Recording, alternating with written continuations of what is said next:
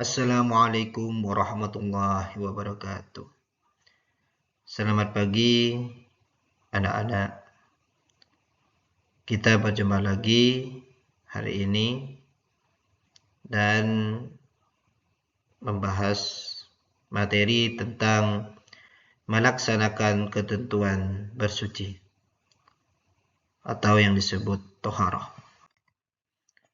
Bersuci atau toharoh, pengertian bersuci atau toharoh, bersuci dalam bahasa Arab disebut dengan toharoh. Istilah tohara dari segi bahasa berarti membersihkan diri, pakaian, tempat, dan benda-benda lain dari najis dan hadas dengan tata cara yang ditentukan oleh syariat. Bersuci menempati kedudukan yang penting dalam ibadah. Setiap orang yang akan mengerjakan sholat dan tawaf diwajibkan terlebih dahulu bertoharah, seperti berwudu, tayamum, atau mandi. Perbedaan bersuci dan membersihkan diri ada di kolom berikut. Unsur-unsurnya yaitu menyatakan niat, bertujuan untuk membersihkan, tata cara diatur oleh syariat Islam melalui ketentuan fikih, mengikuti pola hidup sehat. Itu di dalam tabel berikut. Yang bersuci itu menyertakan niat, membersihkan diri itu strip. Yang kedua itu bertujuan untuk membersihkan diri, yaitu termasuk bersuci dan membersihkan diri. Tata cara diatur oleh syariat Islam melalui ketentuan fikih. Yang bersuci itu harus dengan tata cara yang diatur oleh syariat Islam. Kalau membersihkan diri ya saja membersihkan diri strip. Terus yang terakhir itu mengikuti pola hidup sehat, itu sama bersuci dan membersihkan diri. Jadi perbedaannya itu niat dan tata cara diatur oleh syariat Islam melalui ketentuan fikih.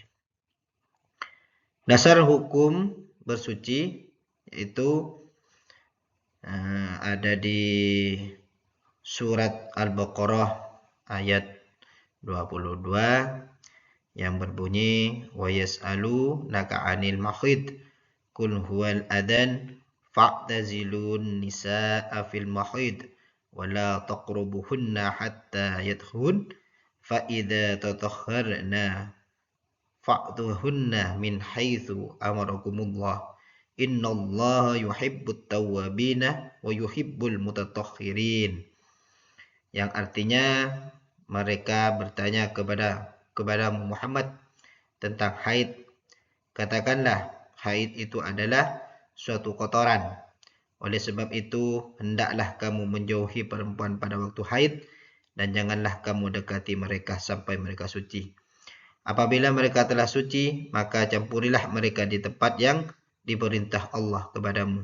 Sesungguhnya Allah menyukai orang-orang yang bertaubat dan menyukai orang-orang yang bersucikan diri. Itu hukum dasar dari bersuci atau taharah. Selanjutnya, air sebagai alat bersuci. Air ditinjau dari pembagiannya. Yang pertama adalah air suci dan mensucikan. Air suci mensucikan yaitu di dalamnya adalah air hujan, air dari mata air laut, air sungai, air sumur, air es atau air salju, air embun. Yang kedua, air suci tidak mensucikan.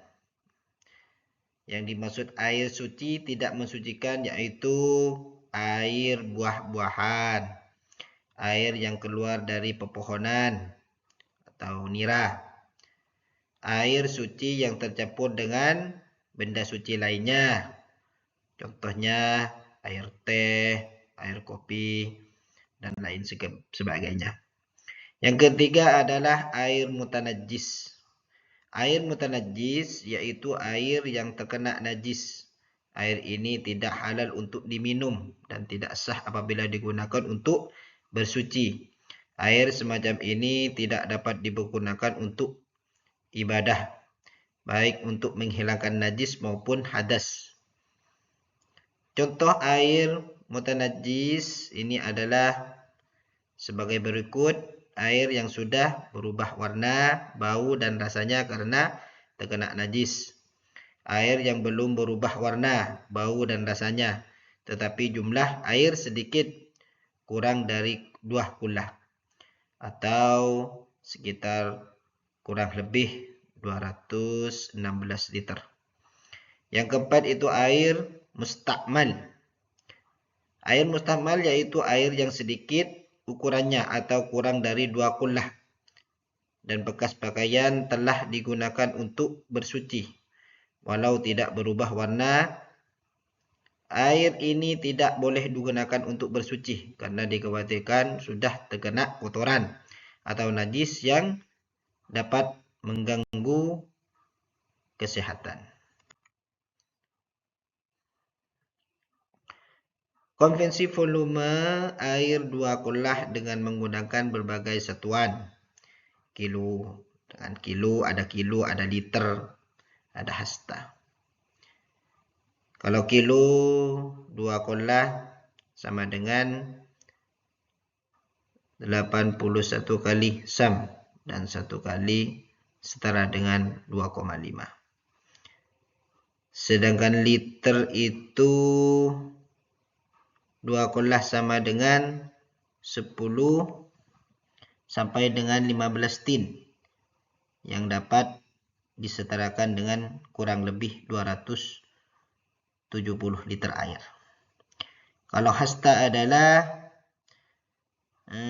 kolam penampungan yaitu melingkar sama dengan debit air yang tertampung sekitaran 90 cm dan diameter lebihnya 1 hasta 45 cm.